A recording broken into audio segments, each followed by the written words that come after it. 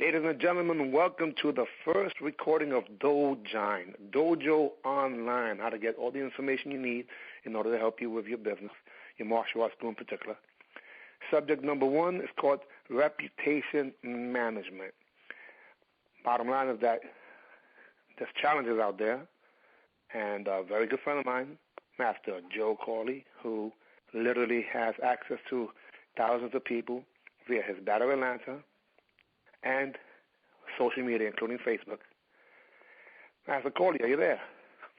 Hello, sir. It is, as always, a distinct pleasure and honor to talk to Grandmaster Fastfeet. It's been a while since we had a conversation, and in the last year or so since we've done the last recording, I believe that the world has changed again on us a few times. You know, what's one of the big concerns and that's happening in the industry as far as you know it? Well, I'll tell you, it's kind of something that we never thought would happen. And here's kind of the way I would phrase it to you. I am meeting a lot of people out there who are wringing their hands, and they are upset. They are disempowered because they have found that there are a number of negative reviews about their studios on the internet, and it's really twofold. Number one, they don't know exactly how to deal with it once they find out about it, and then many of them have learned that it had been out there. These negative reviews had been out there for months and months without them even knowing. So as a result, we would just deduce from that, we would infer from that information that people had gone and read these negative reviews and may never have clicked through to call them or talk to them, and they just feel stupid because they didn't know what was going on, and now that they know what's going on, they don't know exactly what to do about it. Wow. Well, you know what? I can honestly tell you that in the last 24 hours, I have shifted my focus towards what I really am, a martial artist, as opposed to helping some of these other businesses like I've done in the last year or so. And I did some searching within those lines of reviews. And some of the top school owners that we know of have these negative reviews, and I wasn't sure if they knew about it. So I went and called one in particular, set up a meeting, met with her today, and she showed me how, yes, she was aware of the negative review, and yes, she had replied to it. Replied to it. That's one of the things to do. You can reply to a review in many cases. Not all cases, but in many cases. But what was really interesting was that when she said that to me, I was like, wow, I was excited. Well, then this trip was, unnecessary because I didn't realize that you had your stuff together, and I commended her, and I was really excited. And then something was bothering me. I'm saying, you know what? I'm not sure if that's the same review that I read, that she's replying to. So as it turned out, once I got to the office, I went back, and yes, she replied to a negative review from a month ago, and she replied a week ago, because I can see that online. But there was one at the other location, two-school operation in this case. And that one had a negative review for 8 months. Wow. A lifetime on the internet. Because I figure, well, let's figure this out. How many people, if you're on the front page of Google and at the top of the rankings, which was the case with this operation, how many people can we say conservatively that have seen that ranking on the front page of Google? Well, I know that somebody went through the Google Analytics with me this evening at the school, and unbeknownst to me, because I haven't been looking at Google Analytics, but I have had 600 visits to my website during the last 30 days. Now, are you on the top of the search engine for your competitive keyword? I was when I looked tonight, but when I looked yesterday, I wasn't. So, that as we talk about these things, we can talk about how that is other things confusing. Well, let me just say this. Google Analytics is basically a report card of your results that's available free of charge via the owner of the Internet, which is Google. People are confused just because Facebook gets a lot of hype, and there's no question about it. There's 1 billion people on Facebook. However, worldwide, Google still is what you're going to do for a search, and Google Plus, which is a whole other thing we could talk about in the future. But to answer,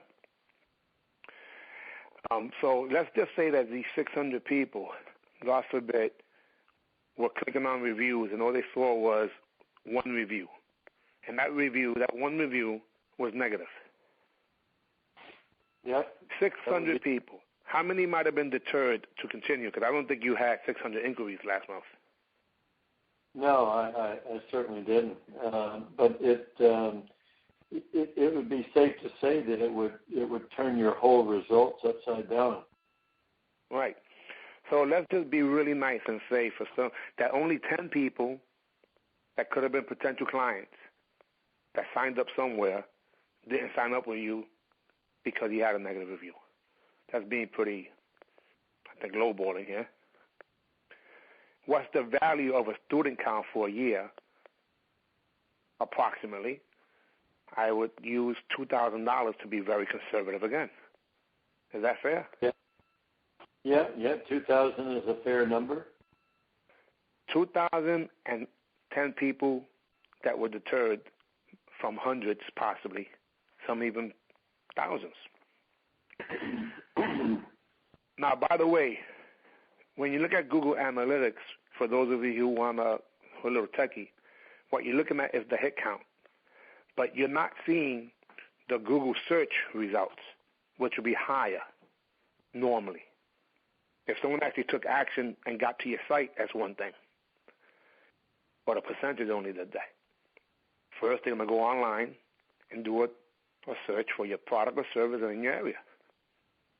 So your views could possibly be double that.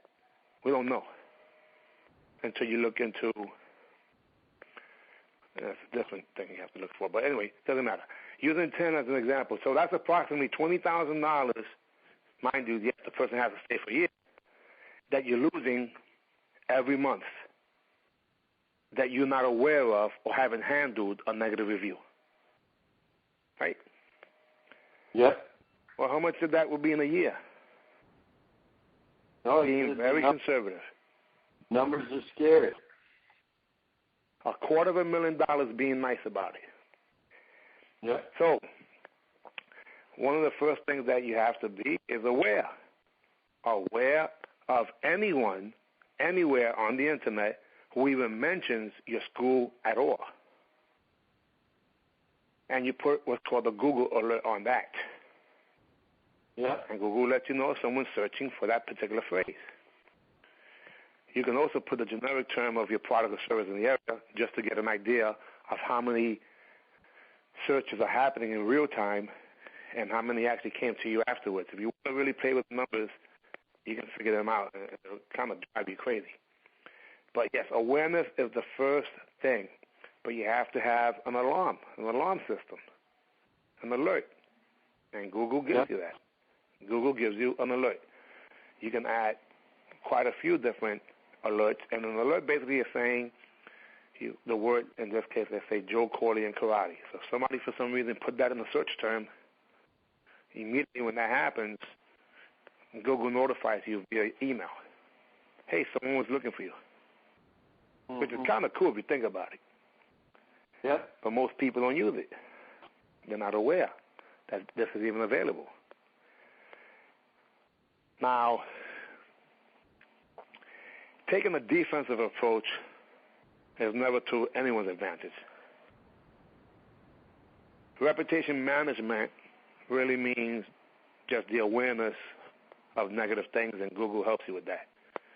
But I believe that you will be 100% more effective by being proactive and becoming or utilizing what I consider reputation marketing.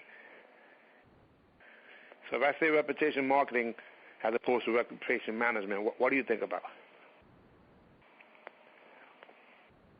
Well, I think the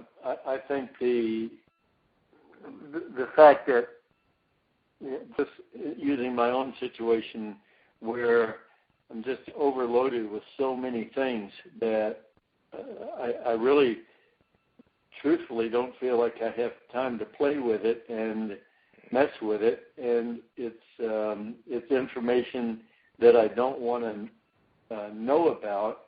But on the other hand, just pretending that it's not there won't make it go away. So it seems to me that we really need somebody out there managing that for us, someone who can do it kind of dispassionately, not get involved in the feelings about all of it, because, that's just reading that kind of stuff can make people crazy.